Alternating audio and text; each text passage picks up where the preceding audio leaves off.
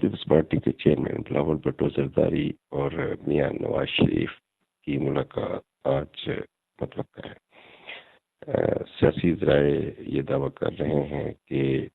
اس ملاقات کا ایجنڈا سیاسی ہوگا، تاہم تجزیہ جو سامنے آ رہا ہے پیپلز پارٹی کے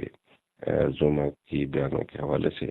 اور خود چیئرمین پیپلز پارٹی بلاول بھٹو زرداری نے کہا ہے کہ ان کی نواز شریف سے ملاقات انسانی ہمدردی کی بنیاد پر ہے اور وہ میاں نواز شریف سے ملنے جا رہے ہیں۔ اس ملاقات کا کوئی سیاسی ایجنڈا نہیں۔ تاہم جب بھی دو سیاسی شخصیات کی ملاقات ہوتی ہے تو ملکی سیاسی صورتحال پہ بھی غور ہوتا ہے، اور جو موجودہ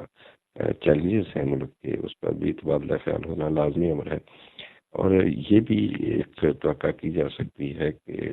جیسے کہ وزیر اعظم عمران خان نے میاں نواز شریف کے علاج کے حوالے سے پاکستان کے کسی بھی اسپتال میں علاج کی سہولت فراہم کرنے کی آفر کی ہے، تو بلاول بھٹو زرداری ہو سکتا ہے سندھ کے کسی